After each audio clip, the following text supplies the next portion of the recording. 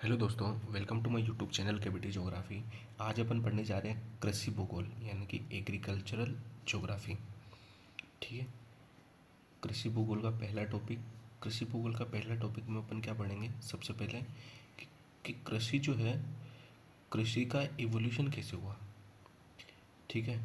कृषि का इवोल्यूशन कैसे हुआ यानी कि कृषि का जो है विकास कैसे हुआ, कृषि कैसे विकास में आई, कैसे डेवलपमेंट हुआ कृषि का। ठीक है।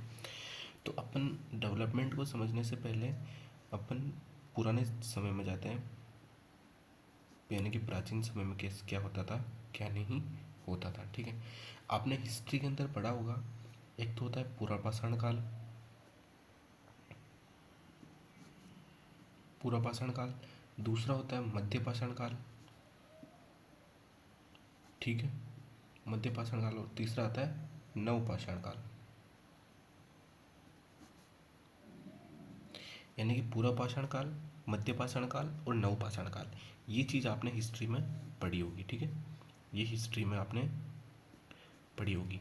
ये तीनों काल होते हैं, पूरा पाषाण काल, मध्य पाषाण काल और नव पाषाण काल।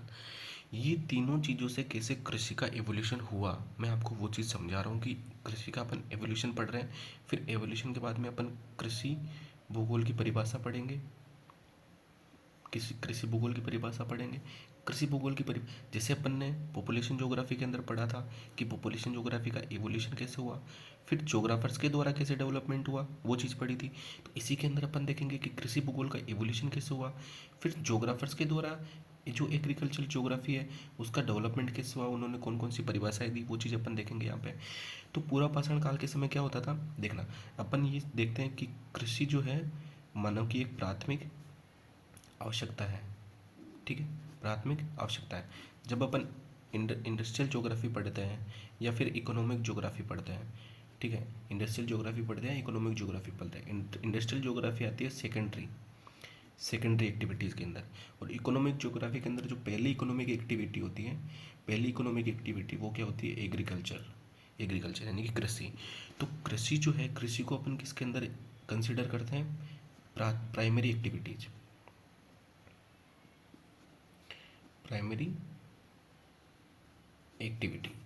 तो मानव की जो प्राथमिक क्रिया है वो क्या है, कृषि है।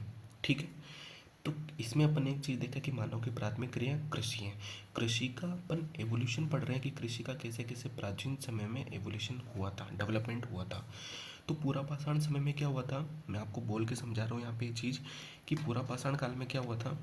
पूरा पाषाण काल में मानव जो है वो एक आदि मानव की तरह जीवन व्यतीत करता था, यानी कि मतलब वो एक आखेटक की तरह, आखेटक होता है ना, आखेटक, आखेटक। ठीक है। ये चीज़ अपन, मैं आपको जब इकोनॉमिक ज्योग्राफी पढ़ाऊंगा जिसमें प्राइमरी एक्टिविटी पढ़ाऊंगा, उसमें मैं बताऊंगा आपको कि प्राइमरी एक्टिविटीज़ कौन कौन सी होती है।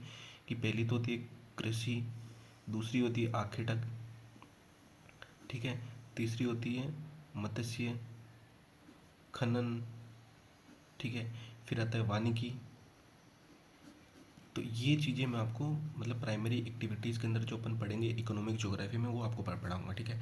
तो पूरा पाषाण काल में मानव क्या था, आखेटक जीवन व्यतीत करता था। वह कुलाड़ी या फिर कुलाड़ी हो गया या फिर कोई भाला हो गया, जैसे कोई भी औजार नहीं होते क्या, उनके माध्यम से वो क्या करता, शिकार करता और उसी से भोजन करता था। ठीक है।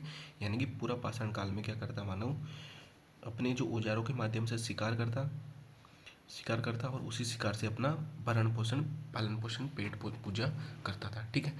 इसके बाद में आता है अपन थोड़ा थोड़ा सा देख रहे हैं अपन, क्योंकि डेवलपमेंट देखना है अपने को, एग्रीकल्चर ज्योग्राफी कैसे डेवलप हुई थी। पूरा पाषाण काल में अपन ने देख लिया कि कैसे मानव आखेट करता था और शिकार करता था और अपना मतलब अपनी पेट पूजा करता था। उसके बाद में आता है मध्य पाषाण काल। मध्य पाषाण काल में मानव आखेट के साथ साथ पहले क्या करता था, पूरा पाषाण काल में किसी शिकार को मारा, उसको खाया, पेट भरा और उसको वहीं पे छोड़ के आ गया। मतलब उसको साथ नहीं लाता था पूरा पाषाण काल के समय।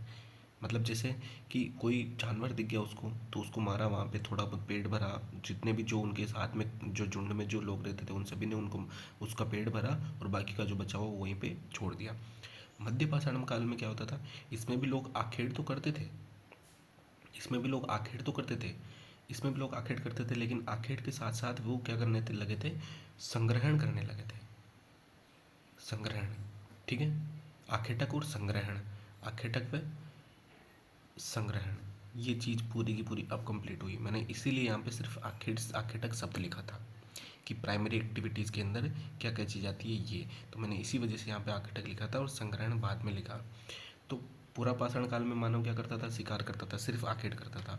उसके बाद में मध्य पाषाण काल में आखेट के साथ साथ में संग्रहण करने लगा, ठीक है। तो इस काल में जो है अपन देखते हैं कि मानव की जो सारी की सारी आवश्यकता थी वो किस पर निर्भर थी, नेचर पर, यानी कि प्रकृति पर निर्भर थी सारी की सारी। चाहे उसकी भोजन से ले लो, चाहे उसकी दूसरी और गतिविधियाँ ले लो, तो सारी की सारी किस पर निर्भर थी, उसकी प्रकृति पर। अब आता है नवपाषाण काल, नवपाषाण काल, ठीक है। तो नवपाषाण काल में क्या होता है, ये जो काल होता है ना बहुत ही ज़्यादा क्रांतिकारी का काल होता है। कैसे? क्योंकि इसमें जो है मानव के जीवन को इतना प्रभावित हुआ है, मानव का जीवन, मनुष्य का जीवन नवपाषाण काल में इतना प्रभावित था क्योंकि इसमें जो है अपने को लोहा मिलने लगा, ठीक है। लोहा मिल गया इसमें, लोहा मिलने के साथ साथ नवपाषाण काल में नियोलिथिक पीरियड बोलते हैं इसको, ठीक है। नियोलिथिक पीरियड, नियोलिथिक पीरियड, आपने हिस्ट्री में बहुत अच्छे से पढ़ा होगा इसको कि नवपाषाण काल में मानव का जीवन संपूर्ण पूरी तरीके से चेंज होता है, जो हो जाता है। जैसे वो पूरा पाषाण काल में कैसे रहता था, मध्य पाषाण काल में कैसे रहता था, नवपाषाण काल में कैसे रहता था, मतलब दोनों में कैसा रहता था। और नवपाषाण काल में उसका पूरा का पूरा जीवन है, जो वो जीवन जीने की जो शैली है, उसकी प्रक्रिया पूरी की पूरी चेंज हो जाती है। कैसे? इस युग में मानव को जो है लोहा प्राप्त हो जाता है, ठीक है। लोहा कहाँ मिलता है वो आपने हिस्ट्री में पढ़ा होगा, यूपी के अंदर कोई एक जगह है, वहाँ पे लोहा के पहले प्रथम साक्ष्य मिलते हैं। तो इस समय में क्या हुआ कि मानव गोबंतु तो था ही था, वो सेटलमेंट कर रहा था। सेटलमेंट के साथ साथ में अपन ने पॉपुलेशन ज्योग्राफी में देखा कि कैसे सेटलमेंट ज्योग्राफी आती है, फिर पॉपुलेशन ज्योग्राफी आती है। अभी अपन देख रहे हैं कि एग्रीकल्चर ज्योग्राफी कैसे डेवलप में आ रही है, ठीक है, मतलब कैसे इवोल्यूशन हो रहा है इसका, ठीक है। तो इस युग में क्या हुआ कि ये बहुत ही ज़्यादा क्रांतिकारी युग था। इसमें मनुष्य ने खेती करना शुरू कर दिया, खेती करना शुरू कर दिया। नियोलिथिक पीरियड में आप पढ़ते हैं हिस्ट्री में कि इस नियोलिथिक पीरियड में मनुष्य को लोहा मिला, लोहा के साथ साथ में मनुष्य खेती करना प्रारंभ कर देता है। खेती करना प्रारंभ कर दिया, खेती करने के साथ साथ में इसने पशु पालना प्रारंभ कर दिया। अब अगर खेती करेगा तो पशु चाहिए होंगे ना उसको, मतलब खेती करने के लिए, तो पशु पालना प्रारंभ कर दिया, ठीक है। पशु में जो पहला पालने वाला पशु कौन सा था, कुत्ता था, ठीक है। तो ये चीज़ अपने हिस्ट्री में पढ़ते हैं, लेकिन पशुपालन भी इसने यहाँ पे प्रारंभ कर दिया। और खेती कर रहा है, पशु पाल रहा है, तो खेती कर रहा है तो कहीं खेती करके जैसे 2 महीने खेत में काम किया और वापस तीसरे महीने कहीं भाग थोड़ी जाएगा, वहाँ पे क्या करेगा, स्थायी निवास करेगा, स्थायी निवास करेगा। तो इस चीज़ से देखो क्या क्या चीज़ें डेवलप होकर आ रही है, देखना। मनुष्य ने नवपाषाण काल में क्या किया, खेती करना शुरू कर दिया, पशु पालना शुरू कर दिया, पशु पालने के साथ साथ स्थायी निवास शुरू कर दिया। स्थायी निवास से अधिवास भूगोल का विकास होता है, अधिवास भूगोल, जिसको अपन सेटलमेंट ज्योग्राफी बोलते हैं, जिसको अर्बन ज्योग्राफी और रूरल ज्योग्राफी, ठीक है। ये चीज़ अपन बाद में लेक्चर में अपन शुरू करेंगे, ठीक है। और दूसरा, स्थायी निवास के साथ साथ में क्या हुआ, पॉपुलेशन भी डेंस होने लगी। यानी कि पहले जो बिखरे छितरे लोग रहते थे, कहीं यहाँ कहीं यहाँ कहीं यहाँ, गोमंतु एरिया के अंदर लोग, मतलब गोमंतु थे सारे के सारे लोग, तो कृषि करने के साथ साथ में वो स्थायी निवास करने लगे। और स्थायी निवास होने के साथ साथ में क्या हुआ, उनकी जो पॉपुलेशन है, उनकी जो मतलब उनका जो एकत्रण है, पॉपुलेशन का जो एकत्रण है वो एक स्थान पर होने लगा, यानी कि डेंसिटी उसकी जो है, डेंसिटी जो है उसकी बढ़ने लगी, ठीक है। तो यहाँ पे पॉपुलेशन ज्योग्राफी का इवोल्यूशन हो रहा है। सेटलमेंट ज्योग्राफी होगी, पॉपुलेशन ज्योग्राफी होगी, एग्रीकल्चर ज्योग्राफी, यहाँ पे मनुष्य खेती करना शुरू करता है, ठीक है।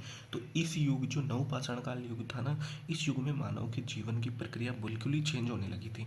इस युग में मानव में बड़े बदलाव आए, जिसमें मानव जो है पहले खानाबदोश जीवन शैली से बिल्कुल ही स्थायी निवास पे आ गया था और खेती करने लग गया था। यानी कि पहले मनुष्य जो है शिकार करके भोजन कर रहा था, लेकिन अब क्या कर रहा था, वो खेती करके भोजन करने लगा था। एक स्थायी निवास हो गया उनका, एक पॉपुलेशन हो गई उनकी, एक पशु पालने की प्रक्रिया उनकी चालू हो गई थी, ठीक है। तो ये सारी की सारी अपन देखते हैं कि एग्रीकल्चर ज्योग्राफी जो है कैसे डेवलपमेंट में आई, यानी कि इवोल्यूशन कैसे हुआ, ये चीज़ आपको समझ में आ गई यहाँ तक। अब अपन देखते हैं कृषि की परिभाषा, कृषि भूगोल की कृषि भूगोल की परिभाषा, यानी कि इस चीज़ में अपन कृषि भूगोल की जो परिभाषा अपन समझने है ना, कृषि भूगोल की परिभाषा अपन समझने जा रहे हैं। तो कृषि भूगोल की परिभाषा समझने के लिए अपन एक छोटी सी चीज़ में आपको कृषि भूगोल की परिभाषा समझा देता हूँ आपको, ठीक है। कि कृषि जो है, देखना, कृषि कृषि क्या है, पहले अपन देखते हैं कि कृषि जो है किन किन शब्दों से मिलके बना हुआ है, ठीक है। तो एग्रीकल्चर से ना, एग्रीकल्चर, एग्रीकल्चर दो शब्दों से मिलकर बना है, एक तो एगर और दूसरा, एक तो एगर दूसरा कल्चर, ठीक है। दो शब्दों से मिलकर एग्रीकल्चर बना हुआ है। एगर का मतलब होता है मृदा, और इस एग्रीकल्चर का मतलब होता है कर्षण, यानी कि खींचने की प्रक्रिया, खींचने की, इसका मतलब होता है कृषण, खींचने की प्रक्रिया। और ये एग्रीकल्चर शब्द तो दो शब्दों से मिलकर बना है, पहला एगर दूसरा कल्चर। तो इसका मतलब होता है मृदा या सोइल। इसका मतलब होता है the care of tilling, the care of tilling यानी कल्चर। अपन देखते हैं ना कि जैसे भूमि केयर, यानी कि इसका एग्रीकल्चर में, एग्रीकल्चर का जो एगर है ना उसका मीनिंग तो क्या होता है मृदा, और कल्चर यानी कि द केयर ऑफ टिलिंग, यानी कि मृदा जो है ना, जैसे ये मृदा है ना उसकी अपन केयर कैसे कर रहे हैं, केयर कैसे करें उसको, जैसे जैसे ये मिट्टी है तो मिट्टी के अंदर अपन खेत को कैसे, खेत में कैसे अपन, जैसे ट्रैक्टर से अपन टिलर ट्रैक्टर से अपन जोत कर उसको मृदा को कैसे उलट फेर करते हैं, ठीक है, उलट फेर करते हैं ना, तभी तो अपन खेत के अंदर कुछ बो पाते हैं, तभी तो अपन खेत के अंदर कुछ बो पाते हैं। अपनी जो जैसे मृदा, जो मिट्टी है, मिट्टी को इधर उधर उलट पलट देते हैं तो मृदा की जो एक गुणवत्ता होती है वो थोड़ी अपने को, जैसे नीचे वाले मृदा के अंदर केंचुए वगैरह ऐसे छोटे छोटे जो जीव होते हैं वो मृदा को उपजाऊ बनाते हैं, तो वो ऊपर आ जाते हैं, कुछ नीचे चली जाती है, फिर ऊपर की जो मृदा होती है वो नीचे जाती है, तो फिर केंचुए जीव जंतु उसमें कुछ ना कुछ करने लगते हैं तो उसको उपजाऊ बनाते हैं। तो ये मृदा ना, एग्रीकल्चर देखना, यहाँ से मृदा की एक कृषि की परिभाषा बनेगी। इस चीज़ को आप अच्छे से समझना कि एग्रीकल्चर शब्द दो शब्दों से मिलकर बना हुआ है, एगर और कल्चर से। एगर का मीनिंग होता है मृदा, और कल्चर का मीनिंग होता है द केयर ऑफ टिलिंग।